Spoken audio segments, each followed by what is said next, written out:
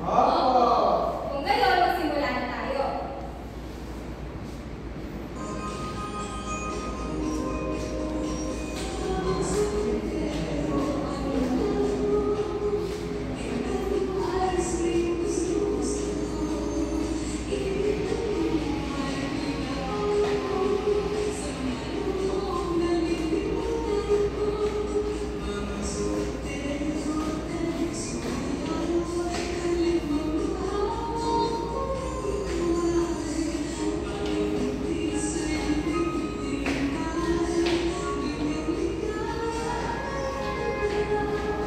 Magaling mga bata, bigyan nyo nga ng 5 palakpak pataas ang inyong mga sarili. Maaari na kayo umupo mga bata. Bago ang lahat, may lumiban ba sa ating klase ngayong araw? Wala po! Mabuti naman kung ganon. Ako ay nagagalak dahil kumpleto tayo sa araw na ito. Dahil gusto ngayon, maraming bisita ang darating mamaya. Marami rin tayong ihahandang pagkain. Ngunit, ano kaya ang mga probyektos na ating ihahanda para sa mga handang pagkain? Ngayon, magpapakita ako ng mga larawan ng pagkain. Itataas ko lamang ang inyong kamay kung ang pagkain ay kinakain gamit ang kutsara. Gayahin niyo ang aking gagawin mga bata. Samantala, iwawagay niyo naman ang inyong mga kamay kung ang pagkain ay kinakain gamit ang tinidor. Gayahin niyo ang aking gagawin mga bata. Ulitin nga natin, kutsara, tinidor.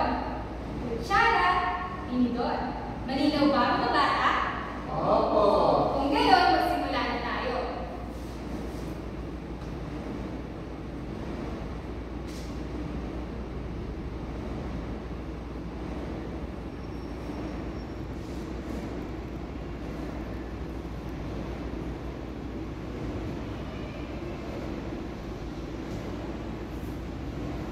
Mahusay mga bata. Ngayon naman, tayo ay magbabalik aral. Tungkol saan nga ulit ang ating nakaraang aralin? Ikaw nga, Catherine? Ang nakaraan ko natin aralin ay tungkol sa pag-aayos ng mga pagkain sa mesa. Magaling, Catherine. Tama ang iyong sagot. Upang masiguro ko na tutuhan niyo talaga ang ating nakaraang aralin, ay magkakaroon tayo ng maikling aktibidad. Ito ay tatawagin natin Pistang Pinoy. Ulitin niyo nga ang ating aktibidad mga bata. Pistang Pinoy!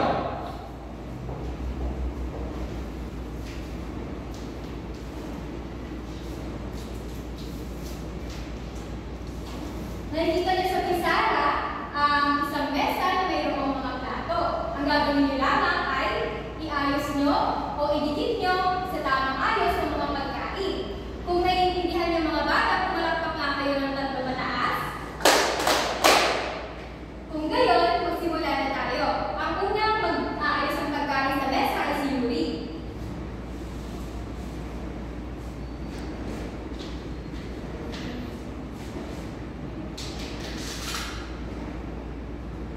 Mahusay Yuri, maaari ka ng umupo. Ang susunod naman ay si Jen.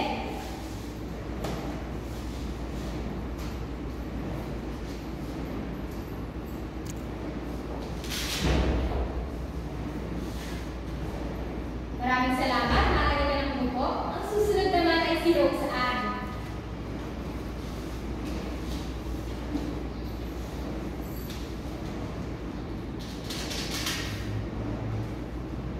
Magaling, Rose Ann. Ang susunod ay si Catherine.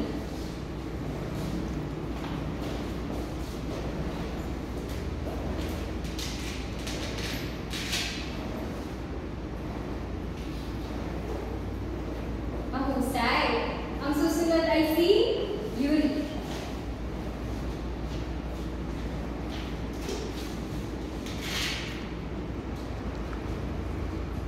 Magaling. Mahuhusay mga bata. Talagang naunawaan niyo ang ating nakaraang aralin. Kaya naman, alam ko na handa na kayo sa ating bagong aralin. Tama ba? Opo! Malinam. Ngayon naman, isipin ninyo. Pag-gising niyo isang araw at paglabas niyo ng inyong mga bahay, may mga bandirita sa kalsada, may tugtugan, at ang mga tao ay masaya. Ano kaya ibig sabihin noon?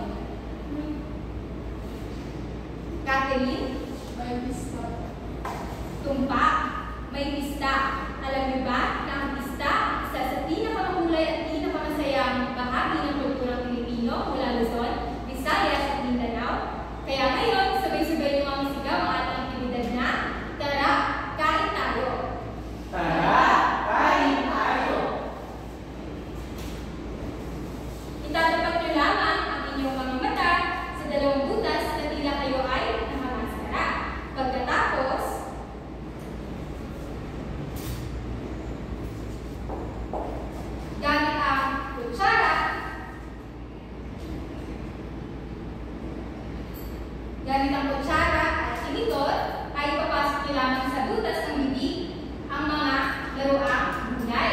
Naunawaan ba mga bata? Kung gayon, pumalakpak nga kayo ng dalawang mataas. Mahusay. Maaari ka nang tumayo, Yuri.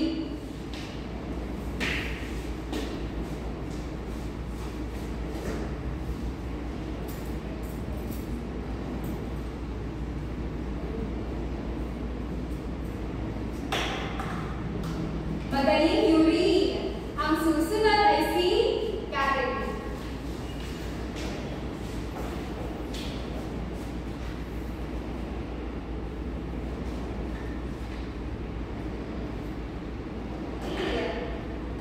Ang susunod ay si Roseanne.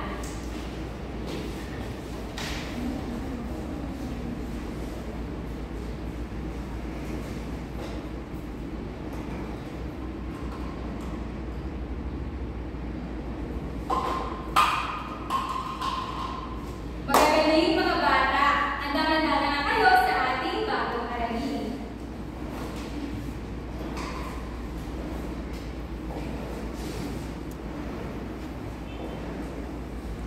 Mga bata, ano ang nakikita niyo sa larawan?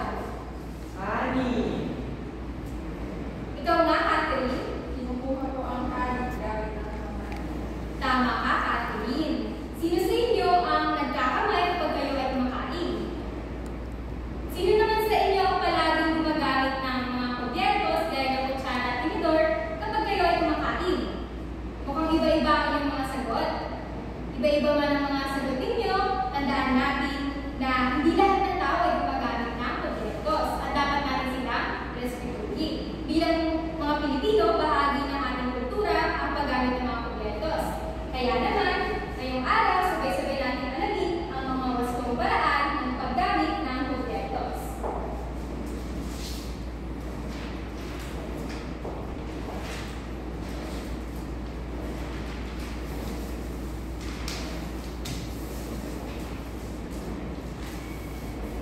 Mga bata, ulitin mo ang ating aralin ngayong araw. Wastong paraan ng paggamit ng mga kubyertos. Mahusay. Ngayon,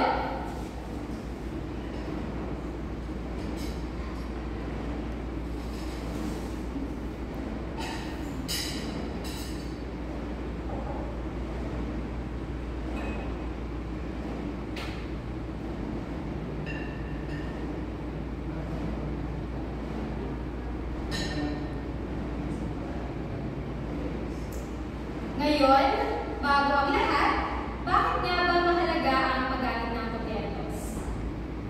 Ikaw nga, Jen. Mahalaga pong malaman natin ang wastong paraan ng paggamit ng mga kubyertos dahil nagpapakita po ito ng kagandahan. Magaling, Jen. Ang paggamit ng kubyertos ay bahagi ng kapagkainang Pilipino. Kaya, dapat lang na matutuhan natin lahat ito upang mapamalas natin ang kagandahan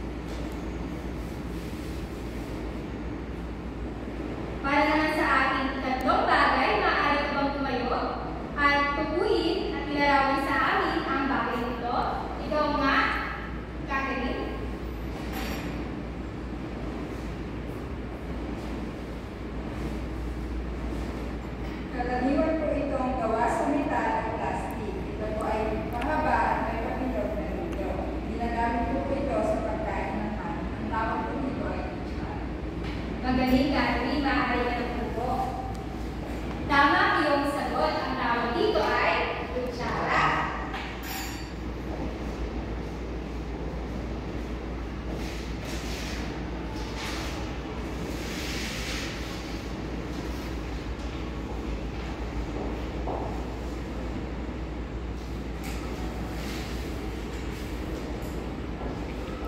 Para naman sa ating kaapat na bagay, maaari bang pumunta sa harap at tukuyin sa amin ang bagay nito, Rose Ann?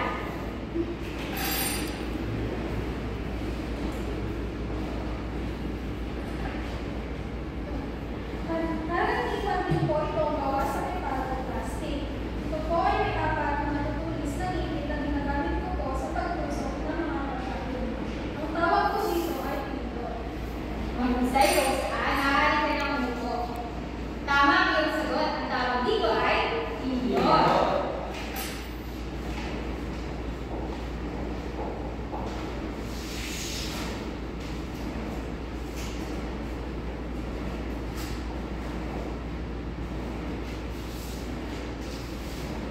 Para naman sa ating panglimang bagay, maaari ka bang pumunta sa harap upang tukuyin at pinaraman sa atin ang bagay nito, Yuri?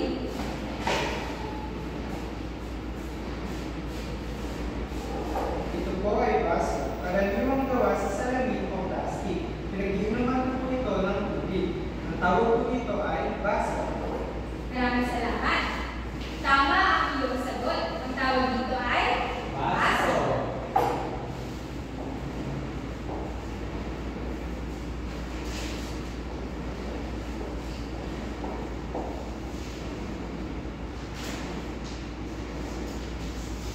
Ngayon, sabay-sabay nga ulit natin tukuyin ang mga bagay na ating iaayos at gagamitin mamaya.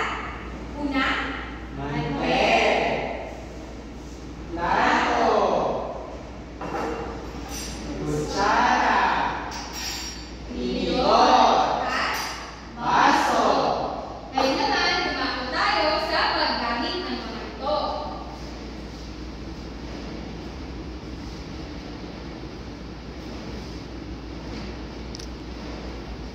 Ang una ay ang mantel.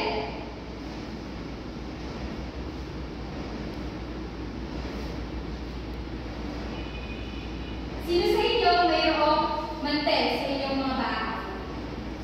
Ano po mayroon? Mukhang marami ang may mantel sa inyong mga bahay. Saan kaya kadalasan ginagamit ang mantel? Ito nga, Catherine.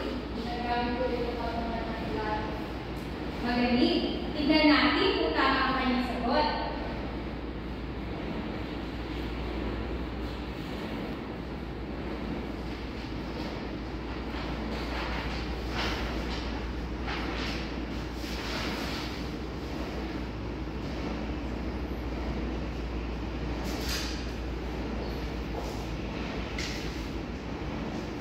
Mga bata, sabay-sabay niyo ang basahin ang gamit ng mantel. Ito ay ginagamit na patungan ng plato. Nilalabas ito sa mesa. Salamat mga bata. Totoo nga na ang mantel ay ginagamit na patungan ng plato. Inilalapag ito sa mesa gaya nito.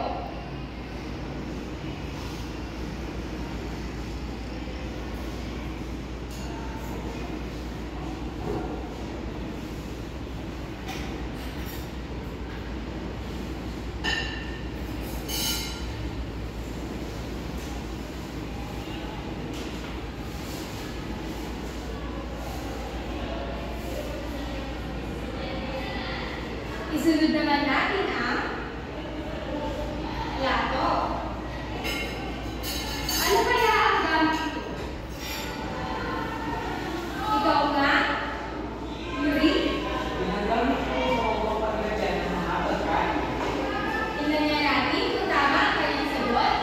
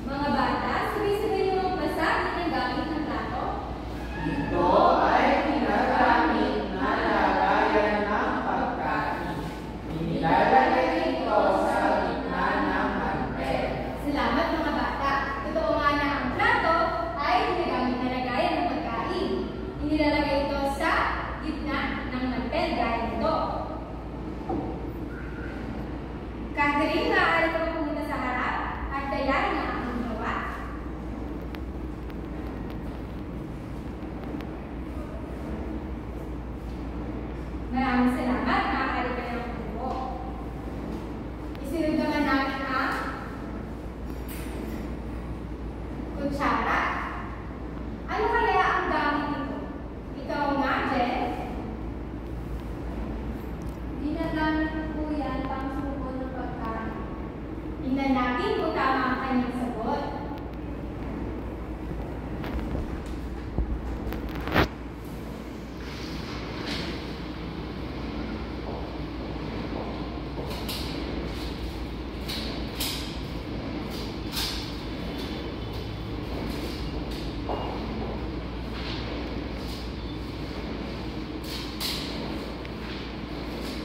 Mga bata, sabay-sabay niyong basahin ang gamit ng kutsara. Ito ay ginamit pangsubo ng kanin at sabaw. Ito ay nilalagay sa panang bahagi. Salamat mga bata. Totoo nga na ang kutsara ay ginagamit pang subo ng kanin at sabaw. Ito ay nilalagay sa kanang bahagi ng plato. Katulad nito. Roseanne, maaari na ba ang pumunta sa harap at kayahin ang aking ginawa?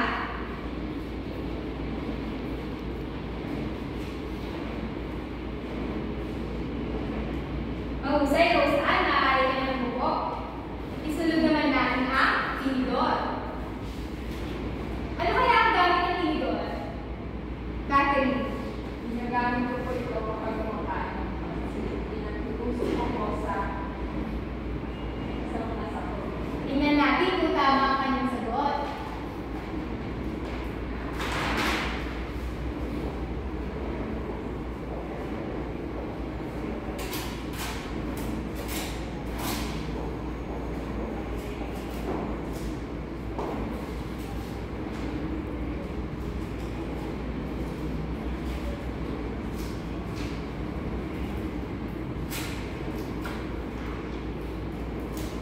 Mga bata, sabay-sabay niyong basahin ang gamit ng tinidor.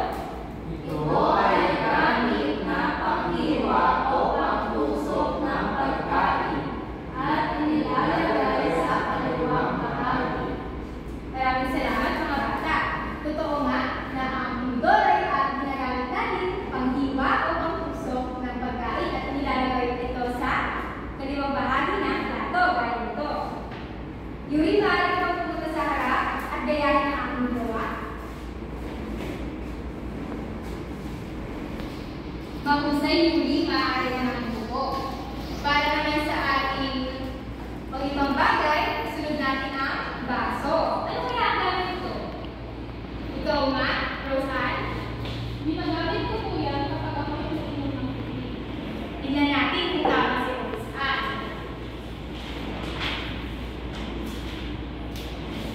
Mga bata, sabay-sabay niyong basahin ang gamit ng baso. Ito ay gamit na pang-inom ng tubig. Nilalagay ito sa taas ng bahagi ng kutsara. Maraming salamat mga bata. Totoo nga na ang baso ay ginagamit na pang-inom ng tubig. Nilalagay ito sa itaas na bahagi ng kutsara. Nasaan gamit ang kutsara? Nasa kanang bahagi. Jen, maaari ka ba pumunta sa harap at gayahin ang aking ginawa?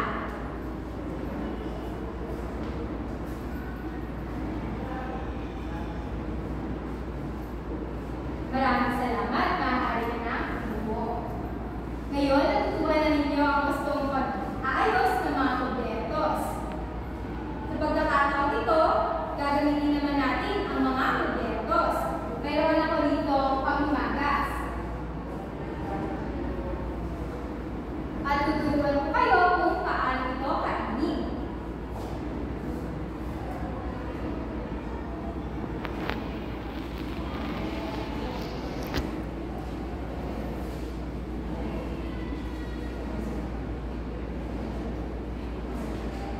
Una, hihiwa tayo ng maliliit na piraso ng panghimagas mula sa lalagyan gamit ang tinidor.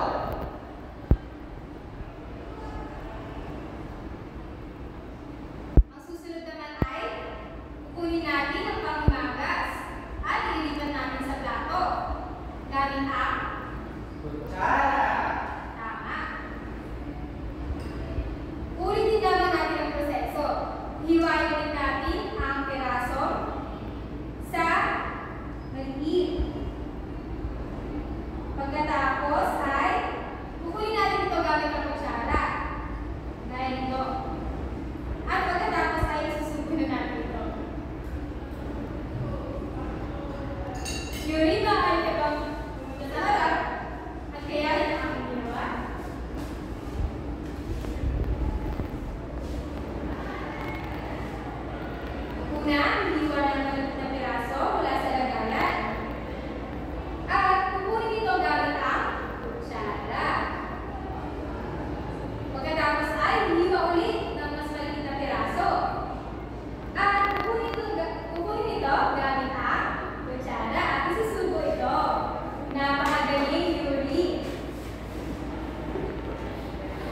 Naintindihan niyo ba ang ating ginawa, mga bata?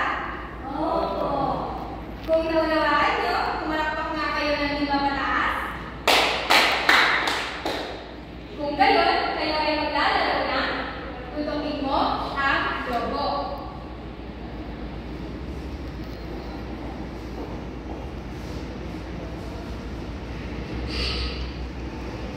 Sa aktibidad na ito ay masusukat ang inyong kaalaman sa pag-agos at paggamit ng mga proyektos. Ang mga paluto ay una, ihanda ko muna ang mesa na inyong gagamitin para sa inyong gagawin. Ilalagay ko ang mantel.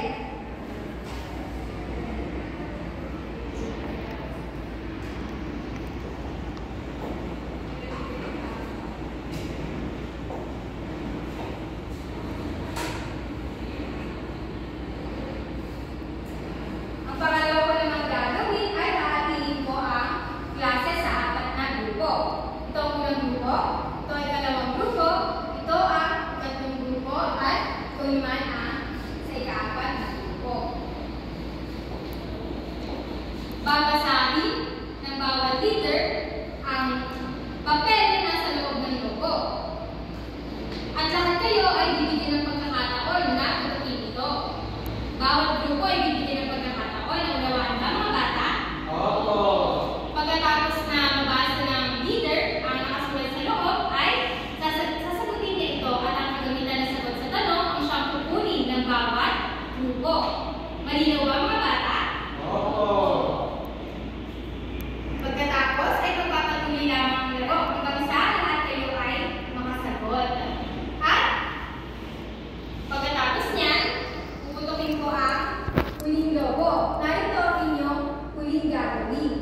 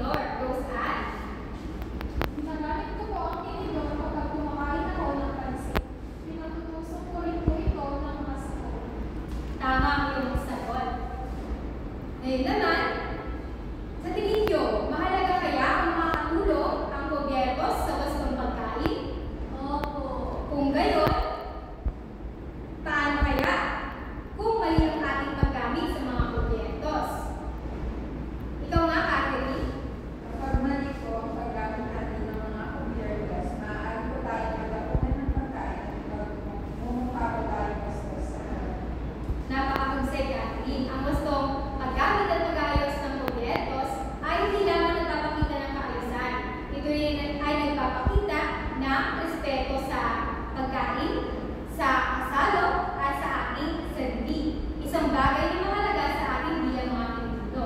Upang masiguro ko na talaga natutunan niyo ang ating aralin ngayong araw ay magkakaroon tayo ng aktibidad. Ito ay tatawagin natin larong bayanihan. Ulitin nga mga bata. Larong bayanihan.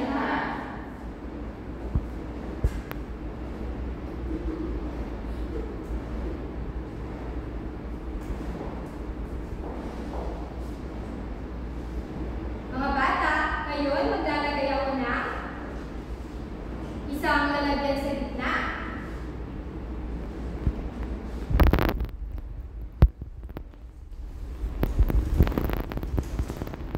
Ang lalagyan sa gitna na ito ay nilalaman ng pinaghalong malambot at matigas na candy. Sa magkabilang-gilid naman ay maglalagay ako ng dalawang lalagyan na walang laman. Nakikinig pa ba kayo mga bata? Opo. Kung gayon, magpatuloy tayo. Pagkatapos ay maglalagay ako ng tig-isang kutsara at tinidor sa bawat grupo. Ang kutsara ay gagamitin ninyo pangdakot ng matigas na candy. Ang tinidor naman ay gagamitin ninyo pagtusok ng malambot na candy. Naunawaan ba mga bata? Opo. Pumalakpak ka ng tatlo pataas. Hahatiin ko ang klase sa dalawang grupo. Ito ang unang grupo at ito naman ang dalawang grupo.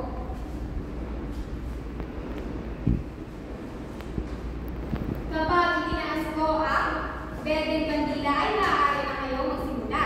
At kapag itinaas ko naman ang pulang bandila ay maaari na kayong umupo mga bata. Ngayon ay maaari na kayong pumila sa likod.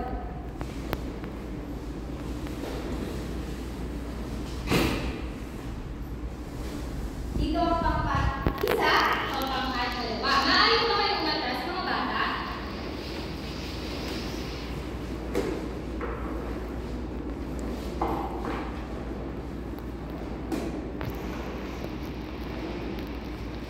Ang unang, kailangan nyo lamang ubusin ang mga laman na nasa gitna. At ang may pinakamaraming candy sa kanilang lagayan at siyang mananalo. Mga bata, handa na ba kayo? Opo.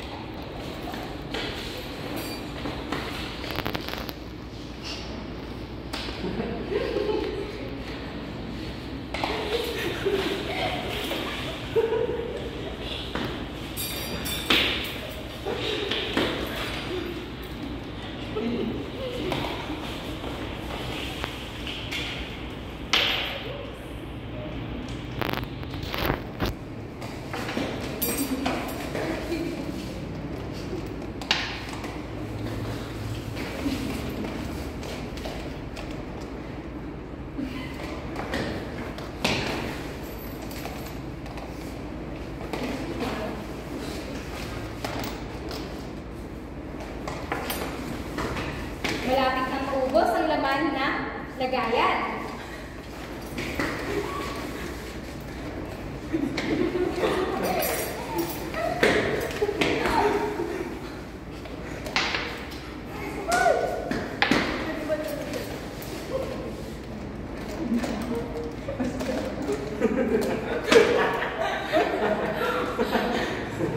Anong pangkat kaya ang nangunguna?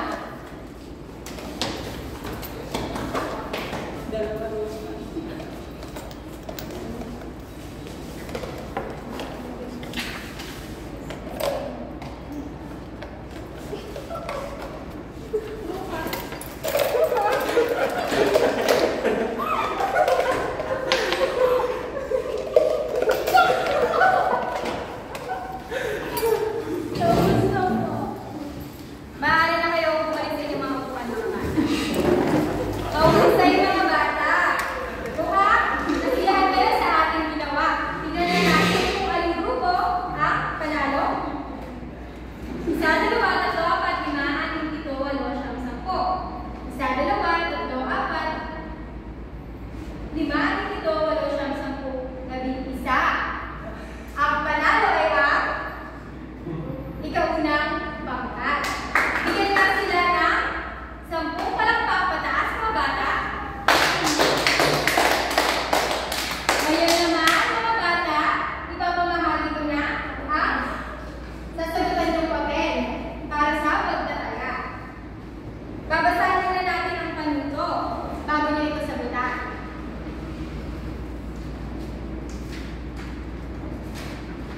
Sabay-sabay natin basahin ang panuto, mga bata. Mula sa sahod, ililin ang mga pagkain na karaniwang pinakain gaya ng kutsara o tinidor.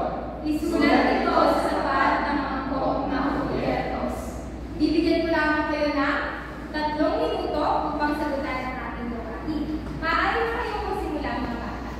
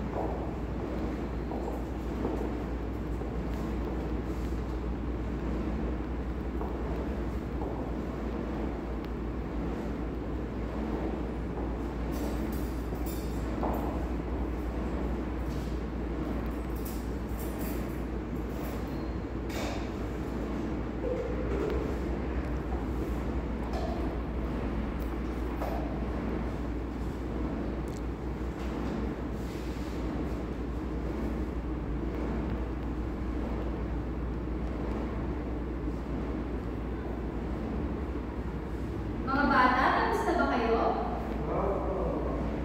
Mayroon pa kayong 1 minuto upang tapusin ang gawain.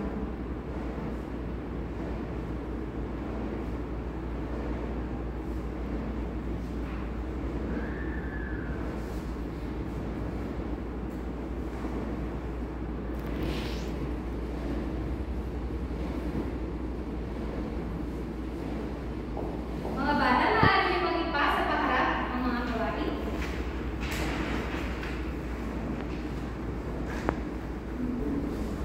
Maraming salamat. Bilang pagtatapos ng ating klase ngayong araw, kayo ay may takdang panalangin. Babasahin na natin ang panuto bago nito isulat sa inyong mga kwaderno.